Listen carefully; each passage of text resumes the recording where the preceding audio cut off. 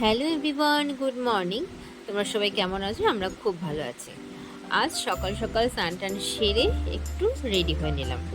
এখন খুব সকাল নেই, এখন প্রায় 11:30 মতো বাজে।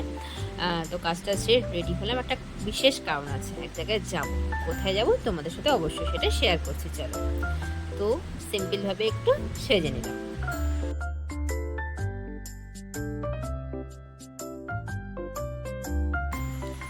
আজ 25শে মে, নজরুলের জন্মজয়ন্তী উপলক্ষে, সাথে আমার বাবার স্মৃতির উদ্দেশ্যে আমাদের পাড়াতে একটি রক্তদান শিবিরের আয়োজন করা হয়েছিল।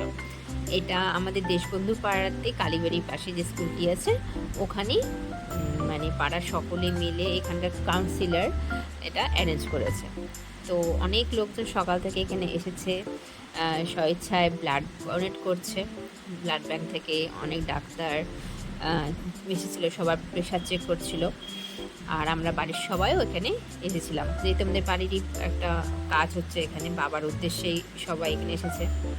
আর সত্যি কথা বলতে এতটা গরম ছিল সেদিন, তাতেও যে লোক এতটা এসে ব্লাড ডোনেট করছে, এটাই আমাদের কাছে একটা অবিশ্বাস্য ব্যাপার হয়ে গেছিলো। মানে 40-50 জন মানুষ এই গরমে আসছে, তাদেরকে যথেষ্ট সেবা যত্ন করা হচ্ছিল, তাদের জন্য টিফিনে অ্যারেঞ্জমেন্ট করা হয়েছিল, ঠান্ডা দুধ, চা, খাবার সমস্ত কিছু, সাথে একটা গিফটও ছিল, একটি হটপট সবাইকে দেওয়া হচ্ছে। তারপরে আমার যা বসেছে প্রেশার চেক করতে, ওর প্রেশার লো ছিল, তাই ও ব্লাড ডোনেট করতে পারলো না। আমার ব্লাড ডোনেট করার খুবই ইচ্ছা ছিল, আমার জায়েরও ইচ্ছা ছিল, বউ ভয় পায়, তবুও আমি ভাবছিলাম যে আমি দিবই। কিন্তু আবার এতটা গরম ছিল, আর হিমোগ্লোবিন এখন কতটা আছে, অনেক দিন ধরে কোনো কিছুই করাই না। তো ডাক্তারের সাথে কথা বলে বললো যে তুমি দিতে পারো, তাই দিয়ে দিলাম। আর এদিকে দুই ভাই বসে ঠান্ডা ঠান্ডা ফুটি খাচ্ছে, আর এদিকে আমাদের ছোটদা ভাই, আমাদের তুতুর সবাই ছিল।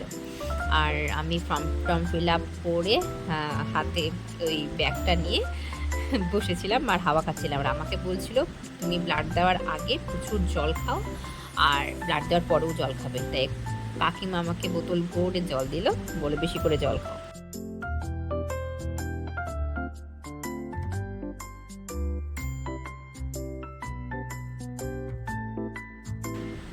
ব্লাড দেওয়া তো খুব মজার, মানে আমার খুব ভালো লাগে, আমি একবারই করেছিলাম।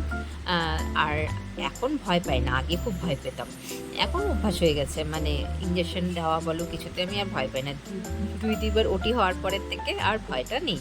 কিন্তু একটাই আমার সমস্যা, আগে আমি আরও ফ্যাটি ছিলাম, তো তখন ভেন পাওয়া যেত না, এটাই সমস্যা ছিল। আর আমাদের বাড়ির সবাই কিন্তু এখানে এসেছে।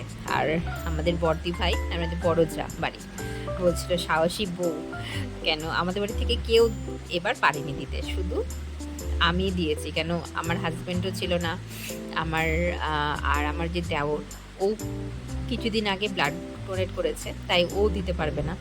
এখন আর বাকি থাকলাম আমি, আর আমাদের আর যে ভাসুর আছে, আমার যারা সবাই ভয় পায়, তো কেউই দিতে পারলো না।